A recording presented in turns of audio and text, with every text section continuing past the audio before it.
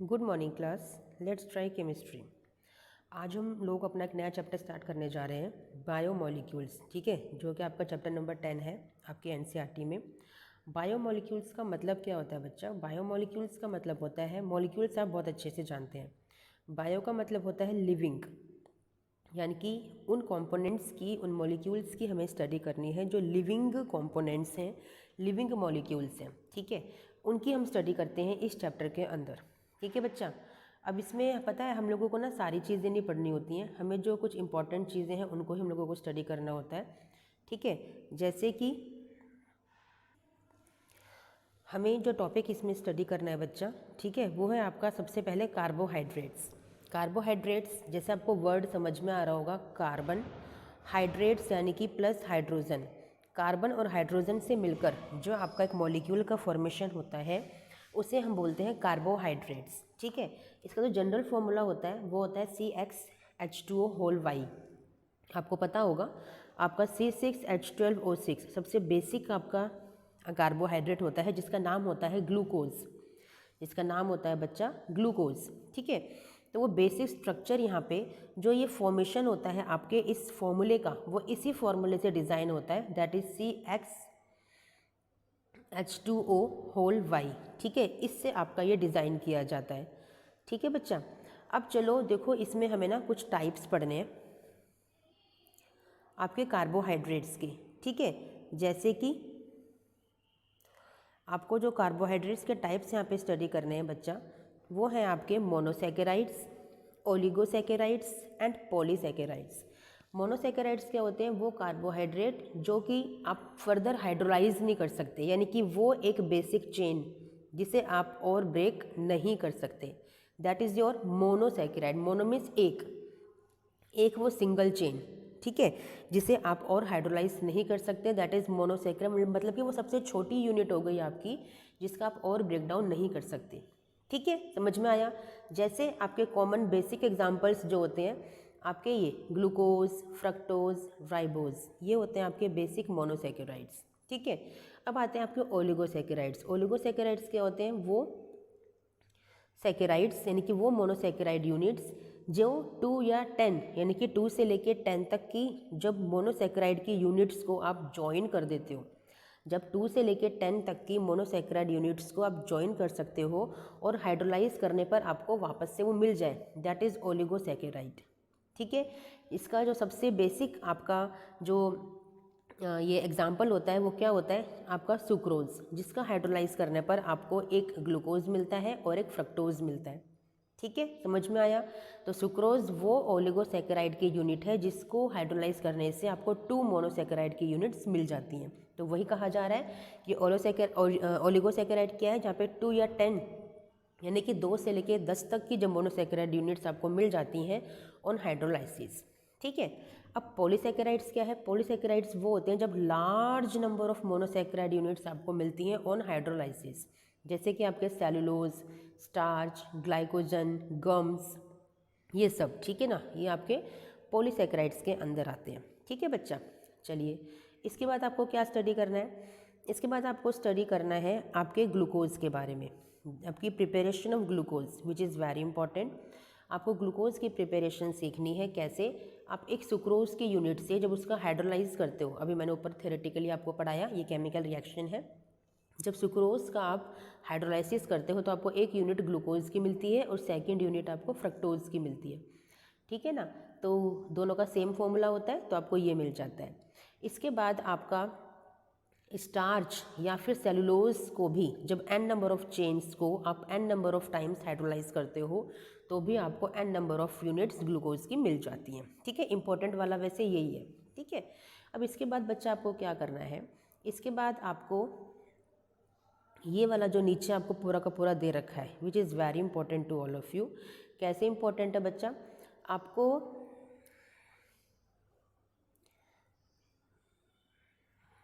ये एग्ज़ाम में question definitely 100% आता ही आता है कि जो स्ट्रक्चर ऑफ ग्लूकोज जो कि मिला था, जो क्या मिला था, C6H12 जो फॉर्मूला मिला था ग्लूकोज का, इसके लिए स्ट्रक्चर को कैसे डिज़ाइन किया गया।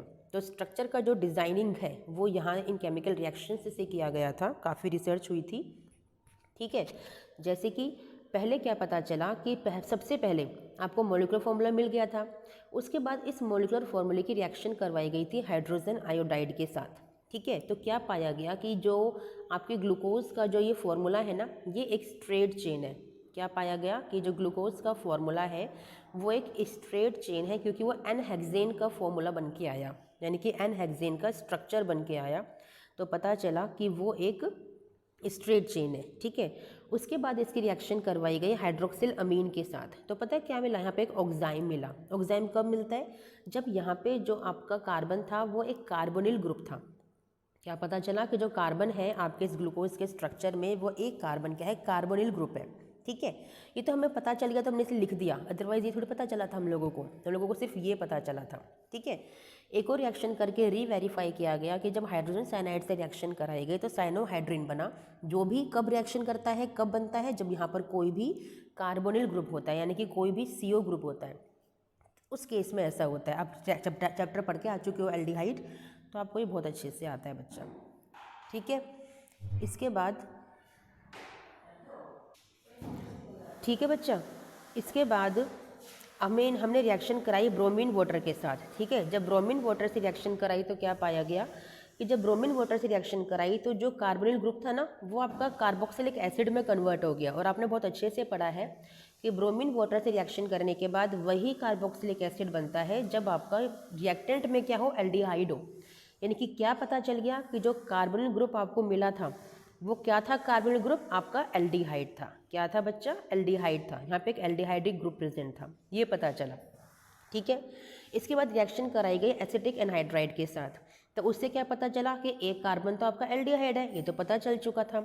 लेकिन बाकी जो 5 कार्बन थे ना, टोटल आपके 6 कार्बन होते हैं, 1 कार्बन आपका एल्डिहाइड निकला। जो बाकी 5 जो बाकी 5 कार्बन थे वो क्या थे, आपके प्राइमरी कार्बन्स थे। क्या थे वो, प्राइमरी कार्बन्स थे। यानी कि वहाँ पर OH ग्रुप जो थे वो 5 OH ग्रुप लगे हुए थे। प्राइमरी का इसके बाद हुआ था। वैसे यहाँ पे क्या पता चला था कि इन 5 कार्बन के ऊपर आपके 5 OH लगे हुए हैं, यानी कि हर कार्बन के पास एक एक OH है, ये पता चला था।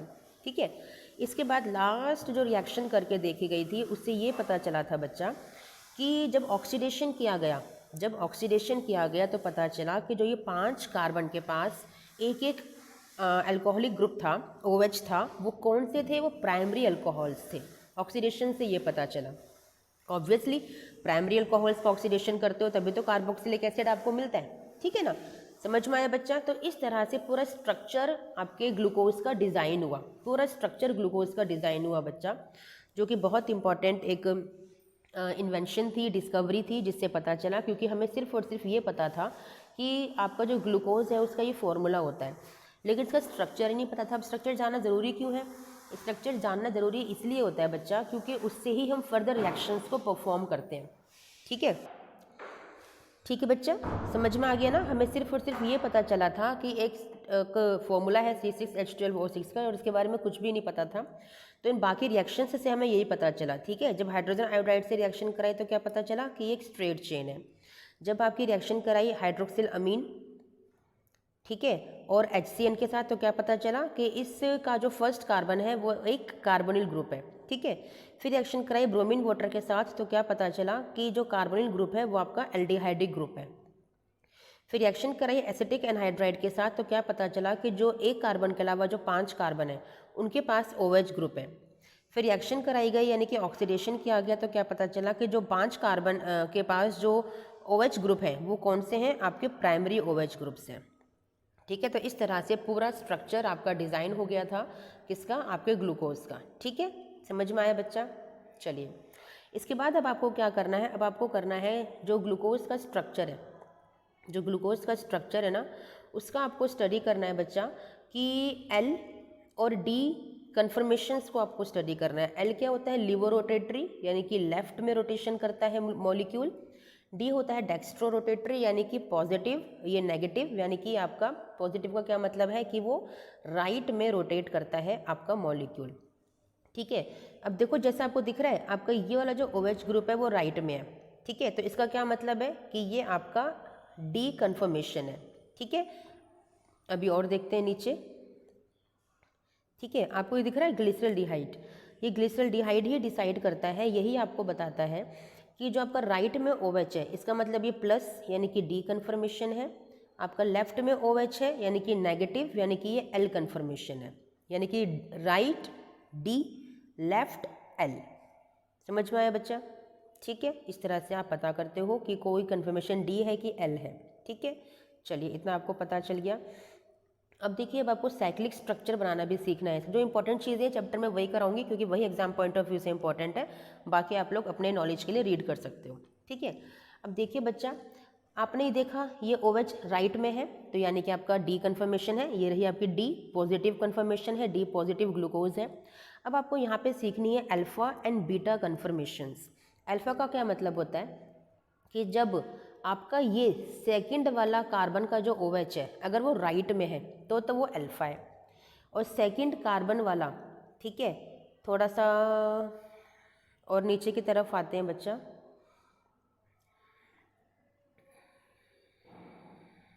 इन्होंने अच्छे से नहीं दे रखा आपके NCERT के अंदर, इन्होंने क्या किया है, वेट, इन्होंने क्या किया है, इन्होंने फर्स्ट कार्बन को बताया है। चलिए कोई बात नहीं, आप देखिए यहाँ पे जो फर्स्ट कार्बन का यानी कि CHO वाला ही जो OH था, जब वो राइट में आपका बनता है तो वो अल्फ़ा है, और अगर ये लेफ्ट में जाता है तो ये आपका बीटा होता है। ठीक है, राइट में है तो ये आपका अल्फ़ा है, ये आपका लेफ्ट में है तो ये आपका बीटा है। ठीक है, इस तरह से बनता है। अब देखो जो स्ट्रक्चर बनाया गया है साइक्लिक, वो कैसे बनाया गया है।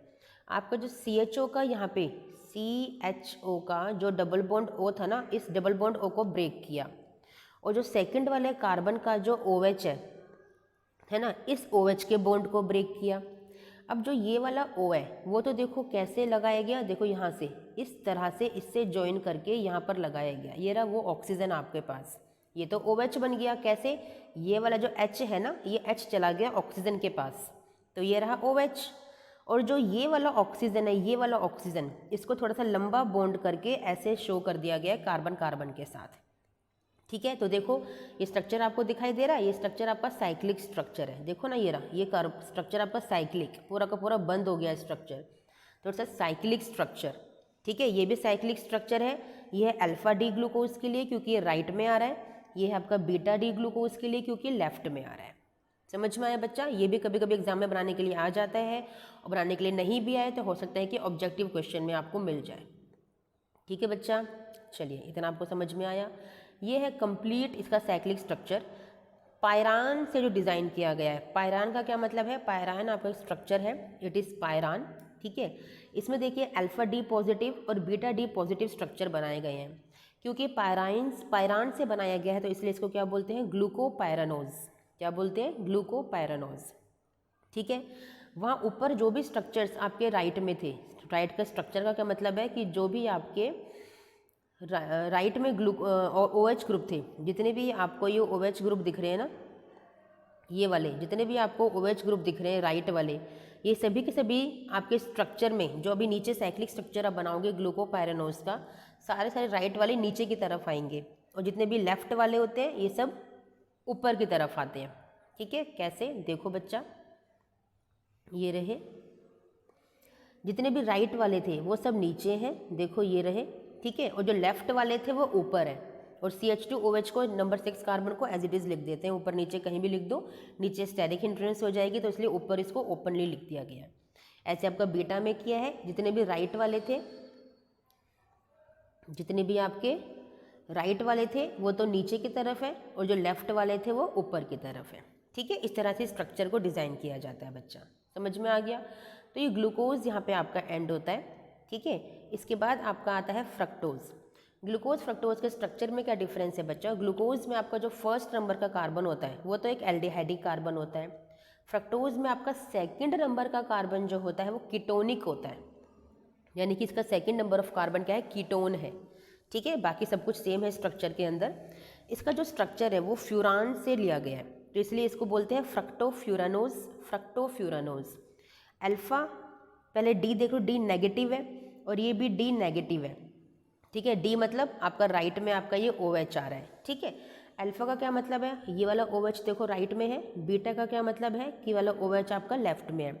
जैसे ऊपर आपने ग्लूकोज के स्ट्रक्चर को साइक्लिक स्ट्रक्चर में कन्वर्ट किया था, वैसे ही यहाँ पर भी साइक्लिक स्ट्रक्चर में कन्वर्ट किया गया है। ठीक है, इंपॉर्टेंट आपका वही है ग्लूकोज वाला। ठीक है, इसमें भी देख लीजिए वही सेम है, आपके जितने भी ऊपर वाले जो OH ग्रुप थे वो सभी के सभी नीचे आए हुए हैं और लेफ्ट वाले कहाँ हैं, आपके ऊपर की तरफ है। ठीक है बच्चा, समझ में आ गया। चलिए, इसके बाद आपको करना है एक इम्पॉर्टेंट क्वेश्चन है glycosidic linkage. What is glycosidic linkage? जब दो मोनोसेकेराइड यूनिट्स आपकी ज्वाइन होती हैं एक ऑक्सीजन के साथ, दैट इज ग्लाइकोसिडिक लिंकेज। इसे ग्लाइकोसिडिक बॉन्ड भी बोला जाता है। सुक्रोज का स्ट्रक्चर है अल्फा डी ग्लूकोज और बीटा डी फ्रक्टोज को ज्वाइन करके बनता है। इसका C1 कार्बन और इसका C2 कार्बन।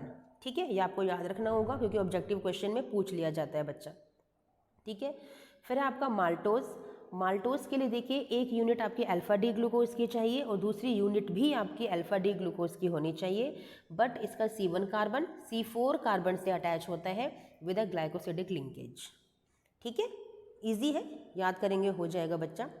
लैक्टोज के लिए देख लीजिए, लैक्टोज का आपका beta D galactose and beta D glucose की एक एक यूनिट है। इसका C1 कार्बन और इसका C4 कार्बन ग्लाइकोसिडिक लिंकेज से अटैच्ड होता है। ठीक है बच्चा, चलिए समझ में आ गया। ठीक है, अमाइलोज का देख लीजिए काफ़ी बड़ा स्ट्रक्चर है, कोई भी लर्न करने की ज़रूरत नहीं है इसके अंदर। ऐसे आपका अमाइलोपैक्टिन है, सेलुलोज है, इनको भी कुछ भी करने की छेड़ने की ज़रूरत आपको नहीं है। ठीक है, अब आते हैं प्रोटीन पे। ये प्रोटीन का ना बेसिक स्ट्रक्चर होता है जो अल्फा एमिनो एसिड से बनता है। अल्फा एमिनो मतलब sorry not alpha, amino acid से मिलके बनता है। अमीनो एसिड की बहुत सारी चेन होती हैं, या फिर ये कह सकते हो कि अमाइन ग्रुप की और COOH की बहुत सारी चेन होती हैं जो अटैच होकर एमिनो एसिड का फॉर्मेशन करती हैं। ठीक है, ये रही आपकी COOH और NH2 की यूनिट।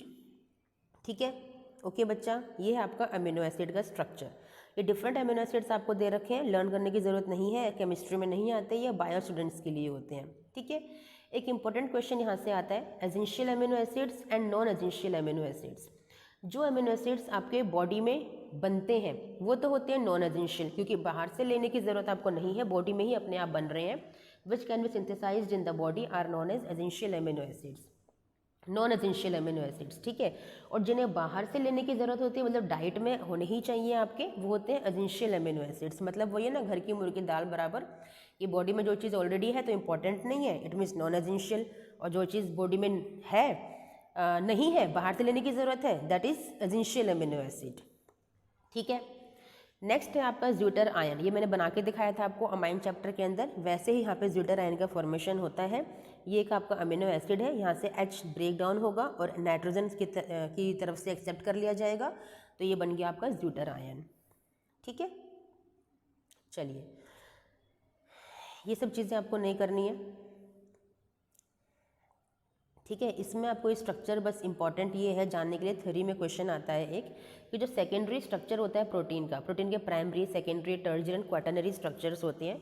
जो प्राइमरी स्ट्रक्चर होता है वो तो आपका सिंपल एक सिंगल चेन है, जिसे आप प्राइमरी स्ट्रक्चर मान सकते हो। ठीक है, और जो सेकेंडरी स्ट्रक्चर होता है ये दो में डिवाइडेड है, एक अल्फा हेलिक्स में। ठीक है, आपको ये दिख रहा है ना, ये अल्फा हेलिक्स स्ट्रक्चर है एक्चुअली में, जो कि प्राइमरी की तरह दिखता है आपको, लेकिन एक कोइल्ड स्ट्रक्चर है, इट्स अ कोइल्ड स्ट्रक्चर, जिसकी जो बॉन्डिंग है वो CO और NH के बीच है।